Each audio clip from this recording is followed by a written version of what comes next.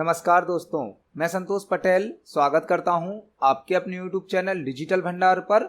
आज की वीडियो में हम CPCT एग्जाम मई 2023 के लिए कंप्यूटर से संबंधित इम्पोर्टेंट क्वेश्चंस को समझने वाले हैं। यह हमारा CPCT एग्जाम मई 2023 के लिए पार्ट नंबर 23 है। इस वीडियो में हम CPCT एग्जाम के लिए कंप्यूटर से संबंधित 20 इम्पोर्टेंट क्वेश्चंस को समझने वाले हैं। आप सभी हमारे चैनल के माध्यम से, हमारे चैनल के द्वारा दी गई वीडियोस के माध्यम से कुछ दिनों से CPCT एग्जाम के लिए तैयारी कर रहे थे।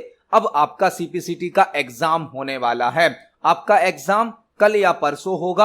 आप सभी को एग्जाम के लिए बेस्ट ऑफ लक, बहुत बहुत शुभकामनाएं। आप सभी का एग्जाम क्वालिफाई हो, ऐसी हमारे चैनल की तरफ से आप सभी को शुभकामनाएं हैं। आप सभी बहुत ही अच्छे तरीके से, आराम से, बिना टेंशन के अपने एग्जाम को दें। आप सभी का एग्जाम क्वालिफाई हो, आप सभी एग्जाम को पास करें, ऐसी हमारी शुभकामनाएं हैं। चलिए शुरुआत करते हैं आज की इस वीडियो का। देखते हैं आज का हमारा पहला क्वेश्चन क्या है। पहला क्वेश्चन हमसे पूछा गया है, MS वर्ड में क्रिएट होने वाली टेबल में मैक्सिमम कितने कॉलम्स इंसर्ट किए जा सकते हैं। MS वर्ड में क्रिएट होने वाली टेबल में मैक्सिमम कितने कॉलम्स इंसर्ट किए जा सकते हैं। पहला क्वेश्चन हमसे पूछा गया है MS वर्ड से। MS वर्ड में जब हम कोई टेबल क्रिएट करते हैं तो उस टेबल में अधिकतम कितने कॉलम इंसर्ट हो सकते हैं। टेबल क्या होती है? एक टेबल मल्टीपल रो और मल्टीपल कॉलम का कलेक्शन होती है।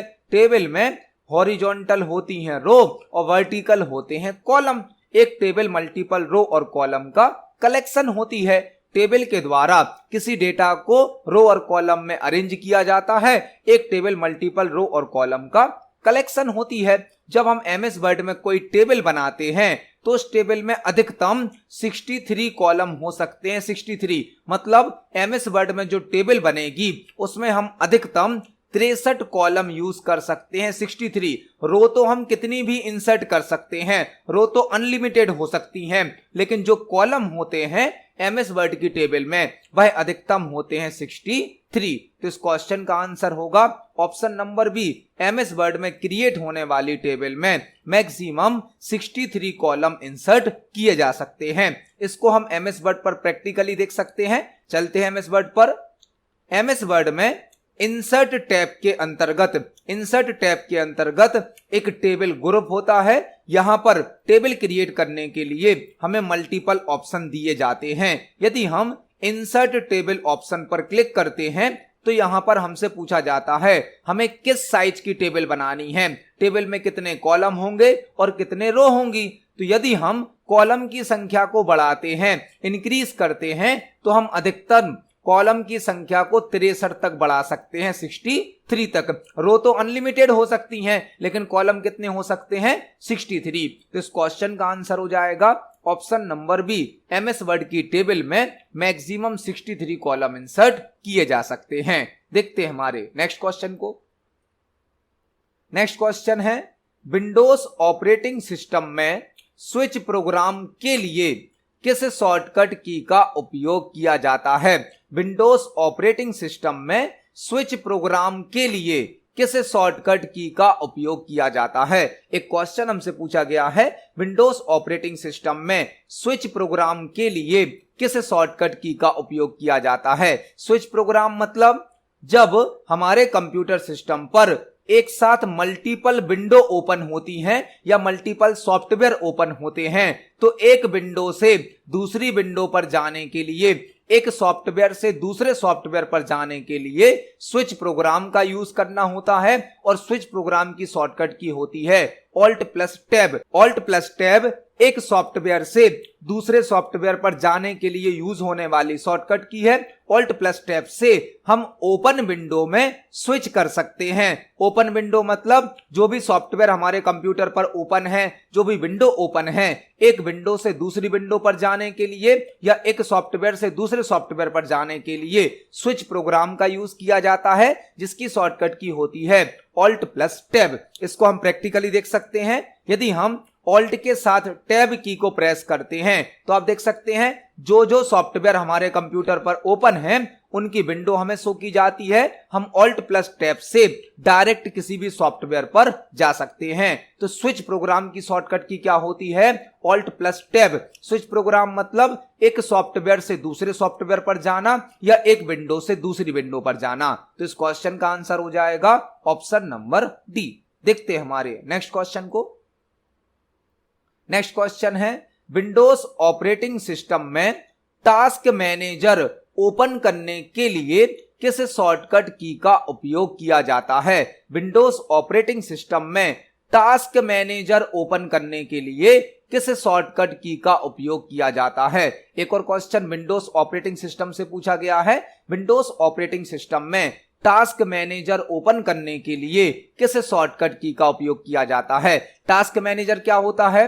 टास्क मैनेजर एक प्रोग्राम होता है, एक विंडो होती है जो कि हमारे कंप्यूटर सिस्टम पर रन होने वाले टास्क की इंफॉर्मेशन को शो करती है। हमारे कंप्यूटर पर करंट टाइम पर कौन कौन से एप्लीकेशन रन हो रहे हैं, कौन कौन सी प्रोसेस रन हो रही हैं, यह जानकारी शो करता है टास्क मैनेजर। और टास्क मैनेजर को ओपन करने की शॉर्टकट की होती है कंट्रोल शिफ्ट एस्केप।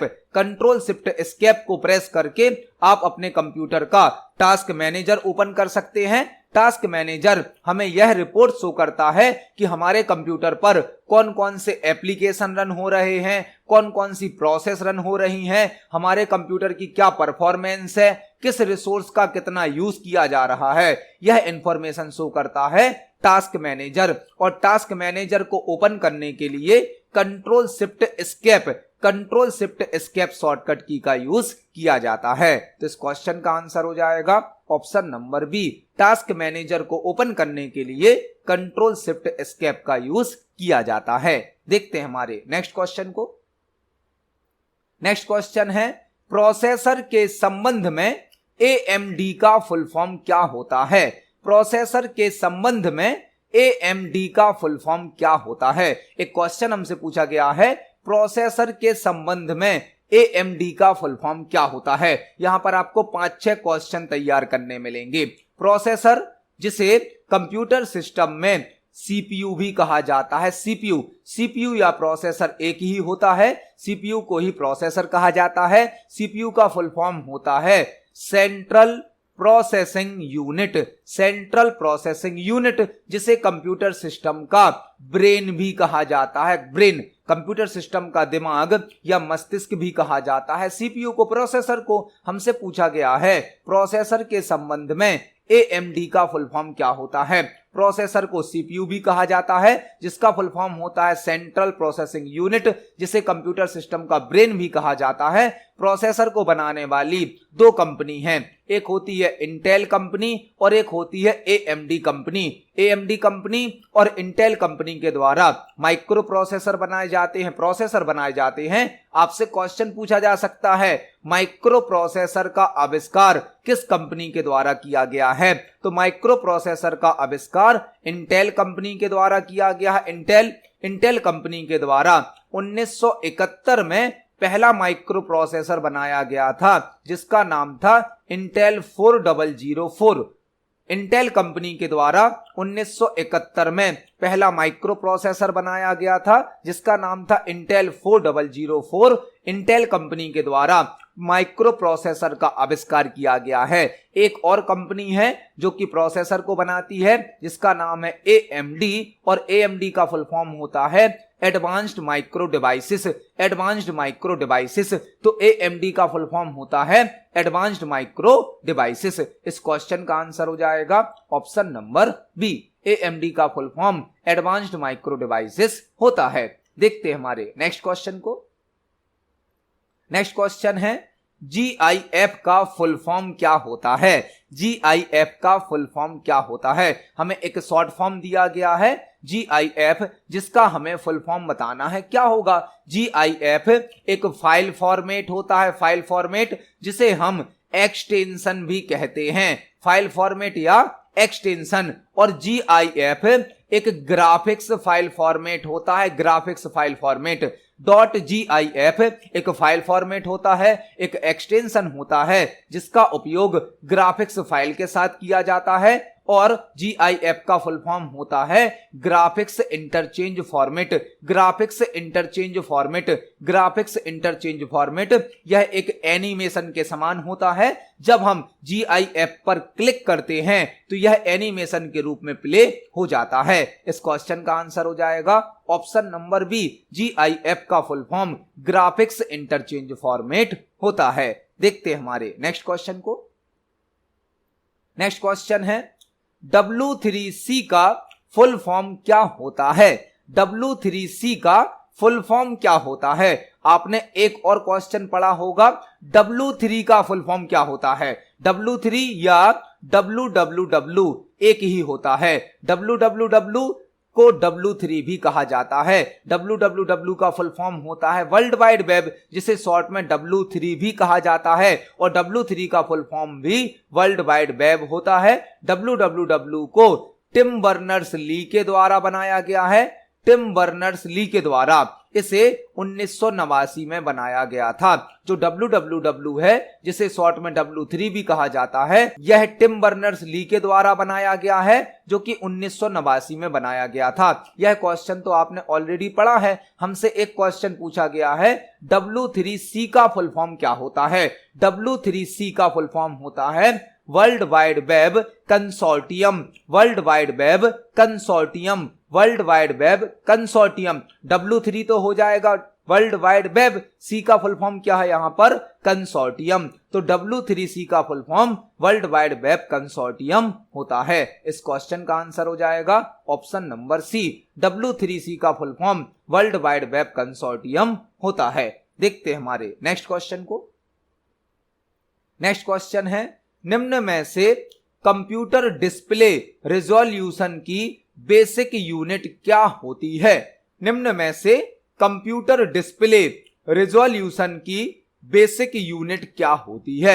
यह क्वेश्चन मॉनिटर से संबंधित है। मॉनिटर से संबंधित हमसे एक क्वेश्चन पूछा गया है, निम्न में से कंप्यूटर डिस्प्ले रिजोल्यूशन की बेसिक यूनिट क्या होती है? मॉनिटर से संबंधित क्वेश्चन है। मॉनिटर जो कि एक आउटपुट डिवाइस होती है, जो हमें सॉफ्ट कॉपी आउटपुट प्रदान करती है। सॉफ्ट कॉपी आउटपुट, मॉनिटर एक आउटपुट डिवाइस होती है जो कि हमें सॉफ्ट कॉपी आउटपुट प्रदान करती है।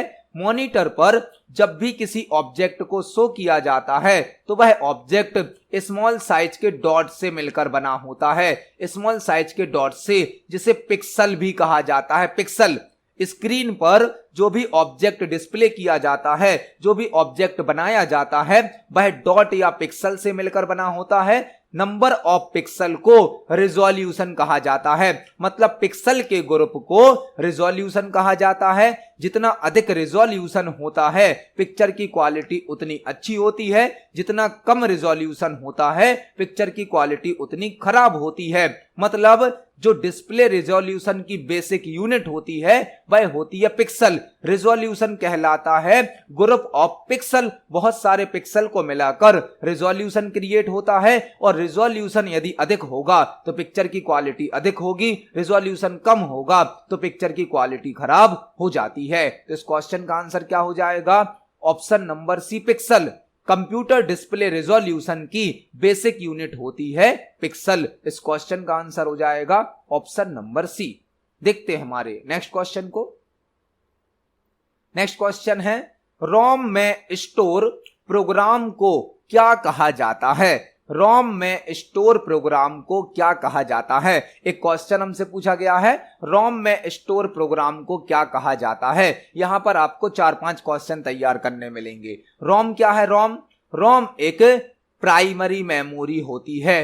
रोम एक प्राइमरी मेमोरी होती है। रोम जिसका फुल फॉर्म होता है रीड ओनली मेमोरी।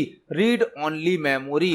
रोम एक प्राइमरी मेमोरी होती है जिसका फुल फॉर्म होता है रीड ओनली मेमोरी। और रोम एक नॉन वोलेटाइल मेमोरी होती है। Non volatile. रैम होती है वोलेटाइल, जबकि रोम होती है नॉन वोलेटाइल। नॉन वोलेटाइल मतलब स्थायी मेमोरी होती है, स्थायी। रैम होती है अस्थायी, जबकि रोम होती है स्थायी। रैम को कहा जाता है वोलेटाइल मेमोरी, रोम को कहा जाता है नॉन वोलेटाइल मेमोरी। रोम में जो डेटा स्टोर होता है वह परमानेंट स्टोर होता है। रोम में स्टोर होने वाला डेटा परमानेंटली स्टोर होता है। रोम चिप मदरबोर्ड में इनबिल्ट होती है। जब मदरबोर्ड को बनाया जाता है तब उसमें रोम चिप को इंस्टॉल कर दिया फिट कर दिया जाता है। और रोम में बायोस प्रोग्राम स्टोर होता है, बायोस।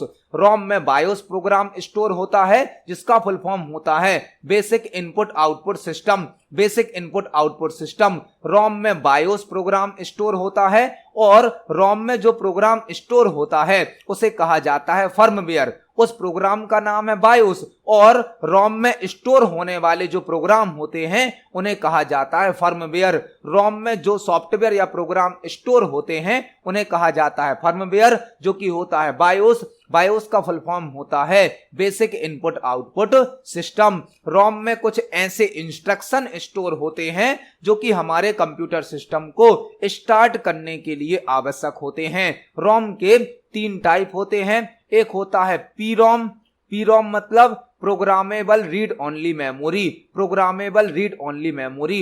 एक होता है ईपीरोम। ईपीरोम मतलब erasable programmable read only memory, erasable programmable read only memory. एक होता है EEPROM. EEPROM electrically erasable programmable read only memory, electrically erasable programmable read only memory. तो यहां पर हमने एक साथ कई क्वेश्चन तैयार करे। इस क्वेश्चन का आंसर हो जाएगा ऑप्शन नंबर डी। रोम में स्टोर प्रोग्राम को फर्मवेयर कहा जाता है। इस क्वेश्चन का आंसर है ऑप्शन नंबर डी। देखते हैं हमारे नेक्स्ट क्वेश्चन को। नेक्स्ट क्वेश्चन है वाईफाई का फुल फॉर्म क्या होता है। वाईफाई का फुल फॉर्म क्या होता है। हमें एक शॉर्ट फॉर्म दिया गया है वाईफाई, जिसका हमसे फुल फॉर्म पूछा गया है। वाईफाई का फुल फॉर्म होता है wireless Fidelity, wireless Fidelity, wireless Fidelity. Wifi का फुल फॉर्म होता है वायरलेस फिडेलिटी। तो इस क्वेश्चन का आंसर हो जाएगा ऑप्शन नंबर बी। वाईफाई का फुल फॉर्म वायरलेस फिडेलिटी होता है। देखते हैं हमारे नेक्स्ट क्वेश्चन को। नेक्स्ट क्वेश्चन है एमएस वर्ड में ब्लैंक की एक्टिव होने पर ऑल कैरेक्टर्स कैपिटल लेटर्स में टाइप होते हैं। एमएस वर्ड में ब्लैंक की एक्टिव होने पर ऑल कैरेक्टर्स कैपिटल लेटर में टाइप होते हैं। यह क्वेश्चन एमएस वर्ड से पूछा गया है जो कि कीबोर्ड से संबंधित है। एमएस वर्ड में ब्लैंक की एक्टिव होने पर ऑल कैरेक्टर्स कैपिटल लेटर में टाइप होते हैं। एमएस वर्ड में यदि हम टाइपिंग कर रहे हैं तो हम कीबोर्ड की कौन सी की को एक्टिव करें जिससे हमारे सारे कैरेक्टर कैपिटल लेटर में टाइप हो जाएं, मतलब बड़े अक्षरों में टाइप हो जाएं। तो कीबोर्ड से संबंधित क्वेश्चन है। कीबोर्ड में एक की होती है कैप्स लॉक की, कैप्स लॉक। कैप्स लॉक को यदि आप एक्टिवेट कर देंगे, ऑन कर देंगे, तो आप जो भी टाइप करेंगे वह कैपिटल लेटर में टाइप होगा। और यदि आप कैप्स लॉक को डीएक्टिव कर देंगे, ऑफ कर देंगे, तो आपके सारे कैरेक्टर स्मॉल लेटर में टाइप होते हैं। मतलब इस क्वेश्चन का आंसर क्या होगा option number D caps lock. MS word में कैप्स लॉक की एक्टिव होने पर ऑल कैरेक्टर्स कैपिटल लेटर में टाइप होते हैं। और यदि हम कैप्स लॉक की को डीएक्टिव कर देते हैं, डीएक्टिवेट कर देंगे, ऑफ कर देंगे, तो सारे लेटर स्मॉल लेटर में टाइप हो जाते हैं। कैप्स लॉक एक टॉगल की होती है। टॉगल की मतलब एक बार प्रेस करने पर ऑन होती है और दोबारा प्रेस करने पर ऑफ हो जाती है। तो इस क्वेश्चन का आंसर हो जाएगा option number D caps lock. MS word में कैप्स लॉक की एक्टिव होने पर ऑल कैरेक्टर्स कैपिटल लेटर में टाइप होते हैं। देखते हैं हमारे नेक्स्ट क्वेश्चन को। नेक्स्ट क्वेश्चन है एक्सेल में कॉलम्स के नेम को ब्लैंक से रिप्रेजेंट किया जाता है। एक्सेल में कॉलम के नेम को ब्लैंक से रिप्रेजेंट किया जाता है। एमएस एक्सेल से क्वेश्चन पूछा गया है। एमएस एक्सेल में कॉलम के नेम को ब्लैंक से रिप्रेजेंट किया जाता है। यदि आप हमारे प्रीवियस वीडियोस को देख रहे हैं तो आपको इस क्वेश्चन का आंसर जरूर पता होगा। एक्सेल में कॉलम के नेम को ब्लैंक से रिप्रेजेंट किया जाता है। एमएस एक्सेल में हमें एक वर्कशीट प्रदान की जाती है। वर्कशीट कहलाता है एक्सेल का पेज जिसमें मल्टीपल रो होती हैं और मल्टीपल कॉलम होते हैं। एक वर्कशीट में 10,48,576 रो होती हैं और 16,384 कॉलम होते हैं। एमएस एक्सेल की एक वर्कशीट में 10,48,576 रो होती हैं और 16,384 कॉलम होते हैं। जो रो होती हैं इनको नंबर से रिप्रेजेंट किया जाता है 1 2 3 से, और कॉलम को ABCD से रिप्रेजेंट किया जाता है अल्फाबेट से। मतलब यहां पर हमने 2 क्वेश्चन तैयार कर लिए। एक्सेल में जो रो होती हैं उनको नंबर से 1 2 3 से रिप्रेजेंट किया जाता है, और जो कॉलम होते हैं कॉलम को अल्फाबेट मतलब ABCD से रिप्रेजेंट किया जाता है। टोटल 10,48,576 रो होती हैं और 16,384 कॉलम होते हैं। हमसे क्वेश्चन पूछा गया था एक्सेल में कॉलम के नेम को ब्लैंक से रिप्रेजेंट किया जाता है, तो कॉलम के नेम को ABCD से अल्फाबेट से रिप्रेजेंट किया जाता है। इसको हम एक्सेल पर प्रैक्टिकली देख सकते हैं। यह हमारा MS एक्सेल सॉफ्टवेयर है। यहां पर यह जो अल्फाबेट से रिप्रेजेंट किए गए हैं यह होते हैं कॉलम, और जो नंबर से रिप्रेजेंट की गई हैं यह होती हैं रो। तो MS एक्सेल में रो को 1 2 3 से मतलब नंबर से रिप्रेजेंट किया जाता है, और कॉलम को ABCD मतलब अल्फाबेट से रिप्रेजेंट किया जाता है। इस क्वेश्चन का आंसर हो जाएगा ऑप्शन नंबर बी, ABC। देखते हैं हमारे नेक्स्ट क्वेश्चन को। नेक्स्ट क्वेश्चन है MS वर्ड में रिपीट लास्ट एक्शन के लिए किस फंक्शन की का उपयोग किया जाता है। MS वर्ड में रिपीट लास्ट एक्शन के लिए किस फंक्शन की का उपयोग किया जाता है। यह क्वेश्चन आपसे MS word, MS Excel, MS PowerPoint में भी पूछा जा सकता है, क्योंकि जो रिपीट लास्ट एक्शन की शॉर्टकट की है वह तीनों सॉफ्टवेयर में एक समान होती है। हमसे क्वेश्चन पूछा गया है MS वर्ड में रिपीट लास्ट एक्शन के लिए किस फंक्शन की का उपयोग किया जाता है। यह क्वेश्चन आपसे एक्सेल में भी पूछा जा सकता है और पावर पॉइंट में भी पूछा जा सकता है कि रिपीट लास्ट एक्शन की शॉर्टकट की क्या होती है। रिपीट लास्ट एक्शन का मतलब क्या होता है, आपने लास्ट टाइम पर MS वर्ड में जो भी वर्क किया है उसी वर्क को दोबारा करने के लिए, उसी वर्क को रिपीट करने के लिए रिपीट लास्ट एक्शन का यूज किया जाता है, जिसकी शॉर्टकट की होती है F4 फंक्शन की। F4 फंक्शन की के द्वारा हम रिपीट लास्ट एक्शन को वर्ड, एक्सेल, पावर पॉइंट में यूज कर सकते हैं। तो इस क्वेश्चन का आंसर हो जाएगा ऑप्शन नंबर डी। इसको हम MS वर्ड पर प्रैक्टिकली देखने वाले हैं। फॉर एग्जाम्पल, हमने यहां पर एक पैराग्राफ को सिलेक्ट किया और इसे बोल्ड कर दिया। हमने एक पैराग्राफ को सिलेक्ट किया और उसे बोल्ड कर दिया। अब यदि हमें नीचे वाले किसी पैराग्राफ को बोल्ड करना है तो हम उसे सिलेक्ट करेंगे और कीबोर्ड से F4 फंक्शन की को प्रेस कर देंगे। F4 फंक्शन की को प्रेस करके क्या होगा, repeat last action. Repeat last action का मतलब क्या है, हमने लास्ट टाइम पर जो वर्क किया था उसी को रिपीट कर दिया जाएगा, उसी को दोहरा दिया जाएगा। फॉर एग्जाम्पल, हम यहां पर एक लाइन को सिलेक्ट करते हैं और इसकी फॉन्ट साइज को बढ़ा देते हैं। तो अभी हमने लास्ट एक्शन क्या परफॉर्म किया, फॉन्ट साइज को बढ़ाना। अब यदि हम किसी अदर टेक्स्ट को सिलेक्ट करें और F4 फंक्शन की को प्रेस करें तो वही एक्शन रिपीट होगा जो हमने लास्ट टाइम पर परफॉर्म किया था। इसकी शॉर्टकट की होती है F4 फंक्शन की। तो इस क्वेश्चन का आंसर हो जाएगा option number D. MS word में रिपीट लास्ट एक्शन के लिए F4 फंक्शन की का उपयोग किया जाता है। देखते हैं हमारे नेक्स्ट क्वेश्चन को। नेक्स्ट क्वेश्चन है, किस जनरेशन के कंप्यूटर सिस्टम AI पर आधारित होते हैं।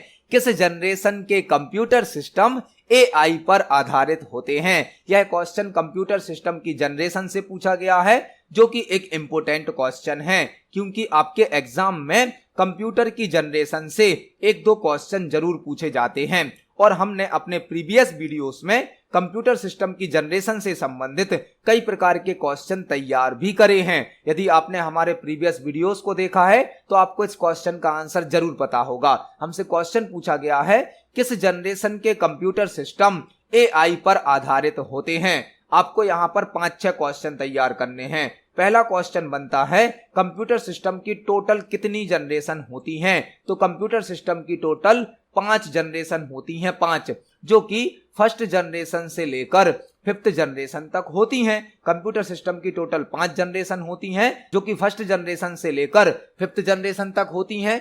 आपको पांचों जनरेशन की टेक्नोलॉजी याद करनी है। पांचों जनरेशन में अलग अलग टेक्नोलॉजी यूज की जाती हैं। जो फर्स्ट जनरेशन के कंप्यूटर होते हैं, इसमें वैक्यूम ट्यूब टेक्नोलॉजी यूज की जाती है, वैक्यूम ट्यूब। सेकंड जनरेशन के कंप्यूटर सिस्टम में ट्रांजिस्टर का उपयोग किया जाता है, ट्रांजिस्टर का। थर्ड जनरेशन के कंप्यूटर सिस्टम में, थर्ड जनरेशन में आईसी का यूज किया जाता है, आईसी मतलब इंटीग्रेटेड सर्किट। फोर्थ जनरेशन के कंप्यूटर से माइक्रो प्रोसेसर का यूज किया जाने लगा, और फोर्थ जनरेशन के कंप्यूटर में जो माइक्रो प्रोसेसर हैं वह VLSI टेक्निक पर वर्क करते हैं। VLSI मतलब very large scale integration, very large scale integration, very large scale integration. और जो 5th जनरेशन के कंप्यूटर सिस्टम है, यह ULSI और AI टेक्निक पर वर्क करते हैं। ULSI मतलब अल्ट्रा लार्ज स्केल इंटीग्रेशन, और AI मतलब आर्टिफिशियल इंटेलिजेंस, आर्टिफिशियल इंटेलिजेंस। तो यहां पर हमने कंप्यूटर सिस्टम की जनरेशन से संबंधित कई प्रकार के क्वेश्चन तैयार कर लिए। हमसे क्वेश्चन पूछा गया था किस जनरेशन के कंप्यूटर सिस्टम AI पर आधारित होते हैं, वह होते हैं 5th जनरेशन के कंप्यूटर। तो इस क्वेश्चन का आंसर हो जाएगा option number D, 5th generation के कंप्यूटर सिस्टम AI टेक्निक पर आधारित होते हैं। देखते हैं हमारे नेक्स्ट क्वेश्चन को।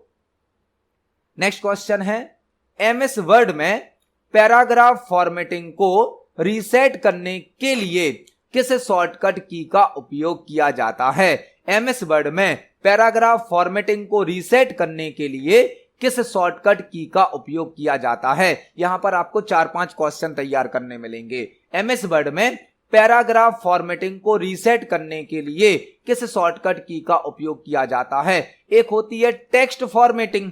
टेक्स्ट फॉर्मेटिंग मतलब टेक्स्ट को बोल्ड करना, इटैलिक करना, टेक्स्ट का कलर चेंज करना, साइज चेंज करना, वह कहलाती है टेक्स्ट फॉर्मेटिंग, जिसके द्वारा टेक्स्ट को अट्रैक्टिव बनाया जाता है। एक होती है पैराग्राफ फॉर्मेटिंग, जिसके द्वारा पैराग्राफ को अरेंज किया जाता है। यदि आप टेक्स्ट फॉर्मेटिंग को रीसेट करना चाहते हो, टेक्स्ट फॉर्मेटिंग को रीसेट मतलब आपने टेक्स्ट पर जो फॉर्मेटिंग अप्लाई करी है उसको हटाना चाहते हो, तो कंट्रोल के साथ स्पेस शॉर्टकट की का यूज किया जाता है। कंट्रोल प्लस स्पेस से टेक्स्ट फॉर्मेटिंग को रीसेट किया जाता है। लेकिन हमसे क्वेश्चन पूछा गया है MS वर्ड में पैराग्राफ फॉर्मेटिंग को रीसेट करने के लिए किस शॉर्टकट की का उपयोग किया जाता है? यदि आप चारों ऑप्शन को देखें तो आपको ऑप्शन को देखकर इस क्वेश्चन का आंसर समझ में आ जाएगा। ऑप्शन नंबर ए है कंट्रोल P। कंट्रोल P तो शॉर्टकट की होती है प्रिंट की। Control plus R shortcut key होती है राइट अलाइनमेंट की। कंट्रोल प्लस S सेव की शॉर्टकट की होती है। तो आंसर क्या हो जाएगा हमारा? ऑप्शन नंबर बी हो जाएगा control plus Q। MS word में पैराग्राफ फॉर्मेटिंग को रीसेट करने के लिए कंट्रोल प्लस Q शॉर्टकट की का यूज किया जाता है, और टेक्स्ट फॉर्मेटिंग को रीसेट करने के लिए कंट्रोल प्लस स्पेस का यूज किया जाता है। हम इस शॉर्टकट की को MS वर्ड पर प्रैक्टिकली देखने वाले हैं। चलते हैं MS वर्ड पर। यदि हम MS वर्ड में किसी एक पैराग्राफ को सिलेक्ट करें और इस पर पैराग्राफ फॉर्मेटिंग अप्लाई कर दें, पैराग्राफ फॉर्मेटिंग मतलब इसका अलाइनमेंट चेंज कर दें, इसमें हम लाइन स्पेसिंग को चेंज कर दें, इसमें हम इंडेंट को इंक्रीज कर दें, हमने यहां पर इस पैराग्राफ पर कुछ फॉर्मेटिंग अप्लाई कर दी है। यदि हमें इस फॉर्मेटिंग को रिमूव करना है, फॉर्मेटिंग को रीसेट करना है, तो हम कंट्रोल प्लस Q शॉर्टकट की को प्रेस करेंगे। Control plus Q paragraph formatting को रीसेट करने की शॉर्टकट की होती है। इस क्वेश्चन का आंसर हो जाएगा option number B, control plus Q से पैराग्राफ फॉर्मेटिंग को रीसेट किया जाता है। देखते हैं हमारे नेक्स्ट क्वेश्चन को। नेक्स्ट क्वेश्चन है, कंप्यूटर मॉनिटर में LCD का फुल फॉर्म क्या होता है? कंप्यूटर मॉनिटर में LCD का फुल फॉर्म क्या होता है? यह क्वेश्चन मॉनिटर से संबंधित है। मॉनिटर से, मॉनिटर क्या है? मॉनिटर एक आउटपुट डिवाइस होती है जो कि हमें सॉफ्ट कॉपी आउटपुट प्रदान करती है। सॉफ्ट कॉपी, मॉनिटर एक आउटपुट डिवाइस होती है जो कि हमें सॉफ्ट कॉपी आउटपुट प्रदान करती है। मॉनिटर के कई टाइप होते हैं, जैसे कि एक होता है CRT मॉनिटर। CRT मॉनिटर का फुल फॉर्म होता है cathode ray tube. Cathode ray tube CRT monitor का एक टाइप है जिसका फुल फॉर्म होता है कैथोड रे ट्यूब। दूसरा होता है LCD मॉनिटर। LCD मॉनिटर जिसका फुल फॉर्म होता है liquid crystal display. Liquid crystal display. एक होता है LED मॉनिटर। LED जिसका फुल फॉर्म होता है light emitting diode. Light emitting diode. एक होता है TFT मॉनिटर। TFT जिसका फुल फॉर्म होता है thin film transistor. Thin film transistor. हमसे पूछा गया था LCD का फुल फॉर्म जो कि होता है liquid crystal display. Liquid crystal display. तो इस क्वेश्चन का आंसर हो जाएगा ऑप्शन नंबर डी। LCD का full form liquid crystal display होता है। देखते हैं हमारे नेक्स्ट क्वेश्चन को।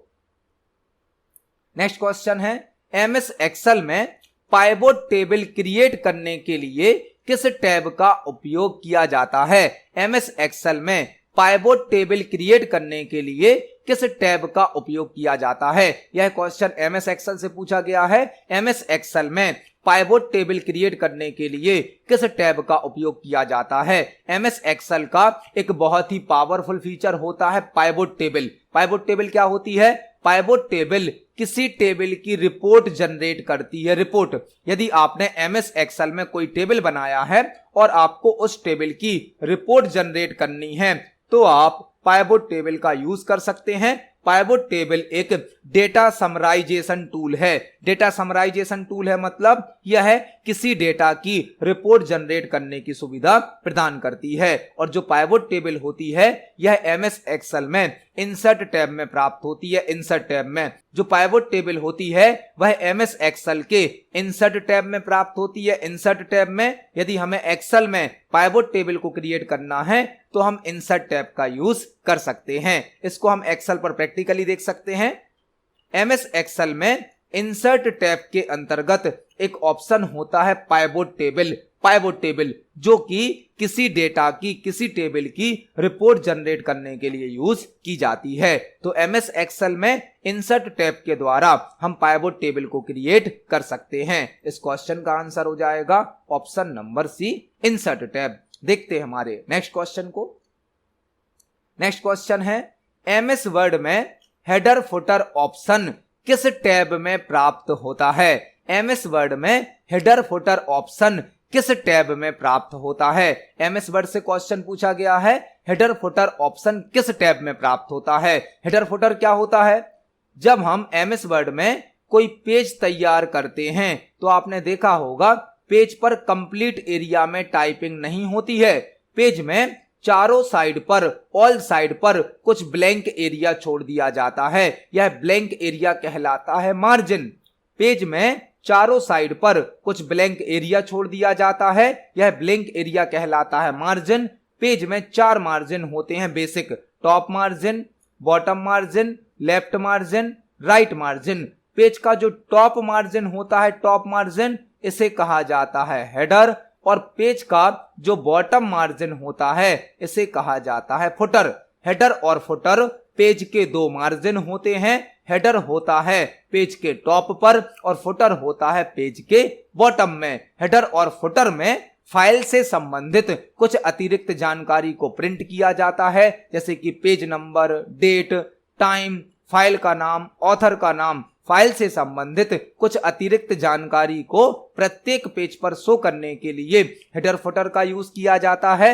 हेडर होता है पेज का टॉप मार्जिन और फुटर होता है पेज का bottom margin. Header footer option MS word के इंसर्ट टैब में प्राप्त होता है। इंसर्ट टैब में हेडर फुटर को इंसर्ट करना होता है, तो इसका आंसर हो जाएगा option number C, insert tab. इसको हम MS वर्ड पर प्रैक्टिकली देख सकते हैं।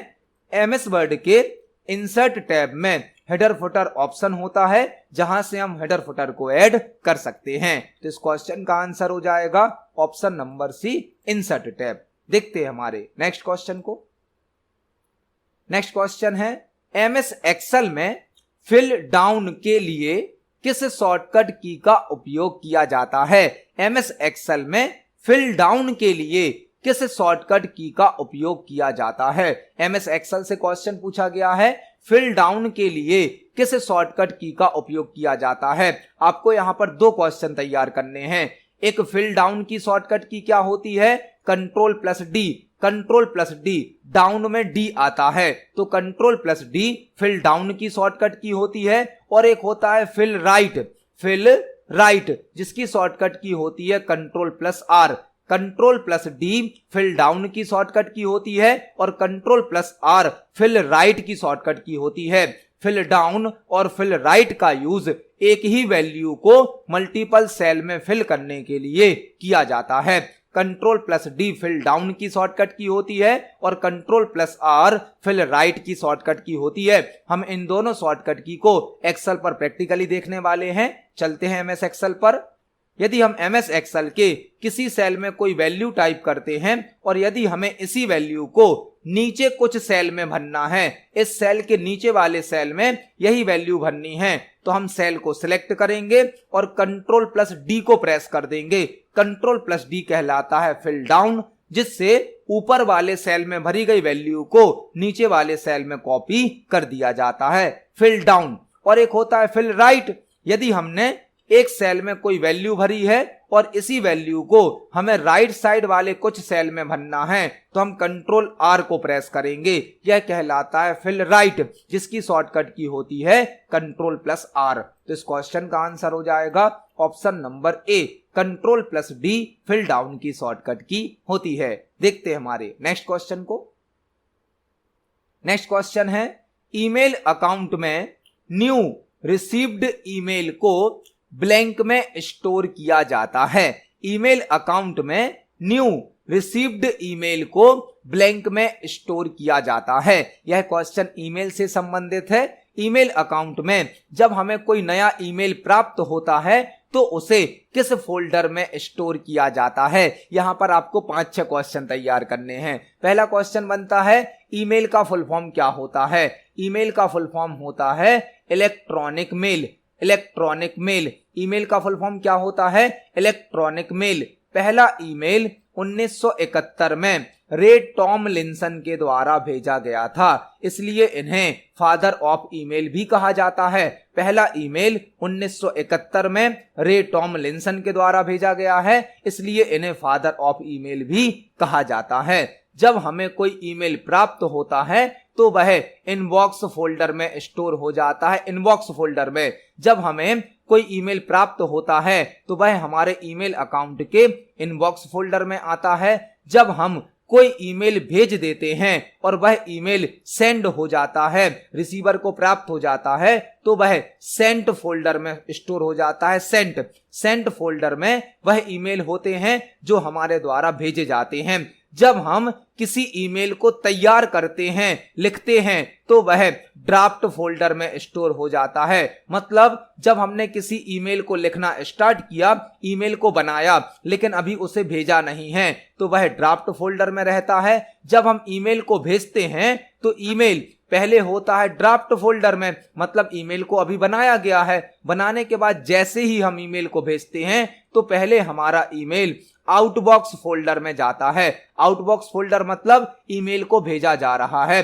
हमारे द्वारा भेजे गए ईमेल को पहले आउटबॉक्स फोल्डर में भेजा जाता है और जब ईमेल रिसीवर को प्राप्त हो जाता है तो उसे सेंट फोल्डर में ट्रांसफर कर दिया जाता है। मतलब भेजे गए ईमेल को पहले आउटबॉक्स फोल्डर में रखा जाता है और जब वह ईमेल सेंड हो जाता है तो उसे सेंट फोल्डर में ट्रांसफर कर दिया जाता है। और स्पैम ईमेल वह ईमेल होते हैं जो यूजर के लिए नुकसानदायक होते हैं, हार्मफुल होते हैं। यह ईमेल फ्रॉड से संबंधित हो सकते हैं और स्पैम ईमेल को जंक ईमेल भी कहा जाता है। स्पैम ईमेल को क्या भी कहा जाता है, जंक ईमेल। तो यहां पर हमने ईमेल से संबंधित कई प्रकार के क्वेश्चन तैयार करे। इस क्वेश्चन का आंसर है option number B, inbox. Email account में न्यू रिसीव्ड ईमेल को इनबॉक्स फोल्डर में स्टोर किया जाता है। देखते हैं हमारे नेक्स्ट क्वेश्चन को। नेक्स्ट क्वेश्चन है माइक्रोसॉफ्ट एज किसका एग्जाम्पल है? माइक्रोसॉफ्ट एज किसका एग्जाम्पल है? हमें एक नाम दिया गया है माइक्रोसॉफ्ट एज और हमसे पूछा गया है यह किसका एग्जाम्पल है। माइक्रोसॉफ्ट एज एक वेब ब्राउजर होता है, वेब ब्राउजर। माइक्रोसॉफ्ट एज एक वेब ब्राउजर है जिसे माइक्रोसॉफ्ट कंपनी ने बनाया है। वेब ब्राउजर क्या होता है? वेब ब्राउजर एक एप्लीकेशन सॉफ्टवेयर होता है। वेब ब्राउजर एक एप्लीकेशन सॉफ्टवेयर होता है जो कि वेब पेज और वेबसाइट को ओपन करने के लिए उपयोग किया जाता है। कई प्रकार के वेब ब्राउजर होते हैं जैसे कि Google Chrome, opera mini, Mozilla Firefox, internet explorer, Microsoft Edge. यह सभी वेब ब्राउजर होते हैं जो कि वेब पेज और वेबसाइट को ओपन करने के लिए उपयोग किए जाते हैं। तो इस क्वेश्चन का आंसर हो जाएगा option number B, Microsoft Edge web browser का एग्जाम्पल होता है। इस क्वेश्चन का आंसर है ऑप्शन नंबर बी। तो आज की वीडियो में हमने सीपीसीटी एग्जाम के लिए कंप्यूटर से संबंधित 20 इंपोर्टेंट क्वेश्चंस को समझा है। जब हम एक क्वेश्चन को समझते हैं तो उससे संबंधित हमें कई और क्वेश्चन भी तैयार करने मिल जाते हैं। आप सभी क्वेश्चंस को पढ़ें, समझें। यदि आपका कोई क्वेश्चन है, कोई डाउट है तो कमेंट सेक्शन में जरूर पूछिए। वीडियो पसंद आती है तो वीडियो को लाइक करें, ज्यादा से ज्यादा शेयर करें। मिलते हैं अगली वीडियो में। धन्यवाद।